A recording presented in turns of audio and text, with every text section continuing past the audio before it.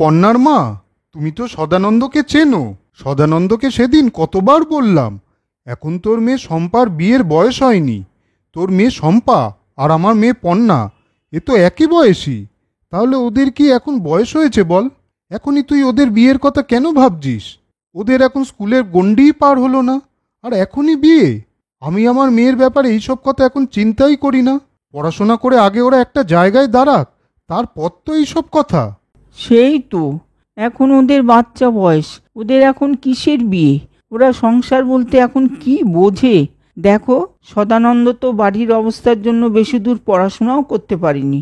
কোনো রকম একটা ছোটোখাটো কারখানায় কাজ করে, খুব একটা বেশি মাইনেও হয়তো পায় না। শুনেছি মেয়েটার পড়াশোনার জন্য খুব একটা টাকা পয়সাও খরচা করতে পারে না, তাই হয়তো ছোট বয়সেই মেয়েকে বিয়ে দিয়ে দিতে চান। এটা কিন্তু উচিত না, মেয়েটার কথাও তো ভাবতে হবে। এদিকে পন্নার শম্পা একই ক্লাসে পড়তো, কিন্তু ওদের স্কুল ছিল আলাদা আলাদা। পন্না একটা বড় স্কুলে পড়াশোনা করত, আর শম্পা পাড়ারই একটা ছোটখাটো স্কুলে পড়াশোনা করত। কিন্তু শম্পার সাথে পন্নার খুব বন্ধুত্ব ছিল। পড়না, আমার আর পড়াশোনা করে কাজ নেই। শুনেছি বাবা আমার জন্য বিয়ের ব্যবস্থা করছে। আমি না বলা সত্ত্বেও বাবা শুনছে না, তাই না আমার আর স্কুলে যেতেও মন চায় না। কি বলছিস? এখন তোর বিয়ে? এই বয়সে? তোর বাবাকে বুঝিয়ে বল তুই। একদিন সদানন্দের সাথে পন্নার বাবার রাস্তায় দেখা হলো। তখন পন্নার বাবা সদানন্দকে বলল, এই যে সদানন্দ, আমার মেয়ে সেদিন ওর মাকে বলছিল তোমার মেয়ে নাকি আমার মেয়ে পন্নার কাছে খুব দুঃখ করে বলছিল ও এখনই বিয়ে করতে চায় না, পড়াশোনা করে আরও বড় হতে চায়। তাই তোমাকে আরও একবার বলছি, এইভাবে এই ছোট বয়সে মেয়েটাকে বিয়ে দিয়ে কষ্ট দিও না। আমি তোমাকে বোঝাতে পারছি না, বড় মেয়ে থাকলে তাকে বিয়ে দেওয়াটা কি অন্যায় বলো? না সদানন্দ, বিয়ে দেওয়াটা কোনো অন্যায় না। তোমাকে বলা হচ্ছে সময় মতো সব কাজ করতে হয়, তাতে সব কিছু সুন্দর ও সুষ্ঠুভাবে হয়। আবারও তোমাকে বলছি, আমার কথাটা আরও একটু ভেবে দেখো।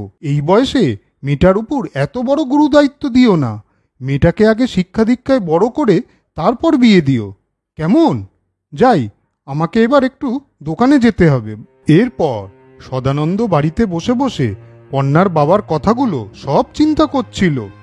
তারপর উনি মেয়ে শম্পাকে ডেকে বললেন, শম্পা মা, তোমাকে এই অল্প বয়সে মানুষের মতন মানুষ না করেই তোমার উপর খুব বড় দায়িত্ব চাপিয়ে দিয়েছিলাম। আমি এই ভুলের জন্য তোমার কাছে ক্ষমা চাইছি। শম্পা, আজ আমার বন্ধু আমার চোখ খুলে দিয়েছে যে ঠিক সময়ের আগে কোনো কাজই ঠিকঠাক হয় না। তুমি পড়াশোনা করে আগে বড় হও, তারপর এই সব কথা, কেমন? বাবা, আমি আবার পড়াশোনা করে বড় হব? এর থেকে আনন্দ আর আমার কিছুতে নেই বাবা। তবে বাবা, তোমার একটা কথায় আমি খুব দুঃখ পেয়েছি। তুমি বললে না যে তোমাকে ক্ষমা করে দিতে। বাবা, আমি তোমার মেয়ে। আমি জানতাম কোনো বাবা মা ছেলে মেয়ের উপর যা করে ভালোবেসেই করে, সেটা কোনো অন্যায় না। তাই আমি চুপ করেছিলাম এই ব্যাপারে। তাহলে বাবা যাই, তোমার এই কথাগুলো আমি পর্ণার কাছে গিয়ে সব বলবো যে বাবা আমার ভুল বুঝতে পেরেছে। এতে আমার খুব খারাপ লেগেছে। এরকম কথা আর কখনো বলবে না তুমি। তাহলে বাবা যাই, তোমার এই কথাগুলো আমি পর্ণার কাছে গিয়ে সব বলবো যে আমার বাবা আমাকে আগে বড় মাপের মানুষ হতে বলেছে, তারপর অন্য সব কথা। আমার এখন বাবা বলেছে বিয়েও দেবে না। হ্যাঁ, যাও যাও, ওদের বাড়িতে গিয়ে বলে আসো, দেখবে ওরা খুব আনন্দ পাবে। তাহলে দেখলে তো বন্ধুরা, সময়ের আগে কোনো কাজই করতে নেই, সঠিক সময় সঠিক কাজটাই করতে হয়। বন্ধুরা, এইবার তোমাদের জন্য মজাদার দুটো প্রশ্ন আছে। বলো তো, পন্নার বান্ধবী ও তার বাবার নাম কি ছিল? উত্তর দুটো যদি জানা থাকে তাহলে এক্ষুনি কমেন্ট করে জানাও বন্ধুরা।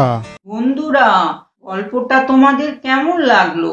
যদি ভালো লাগে তাহলে শেয়ার, কমেন্ট, লাইক করো, আর সাবস্ক্রাইব এবং বেল আইকন প্রেস করতে ভুলো না কিন্তু। আজ চলি বন্ধুরা, পরে আবার দেখা হবে। তোমরা ভালো মতন থেকো কিন্তু।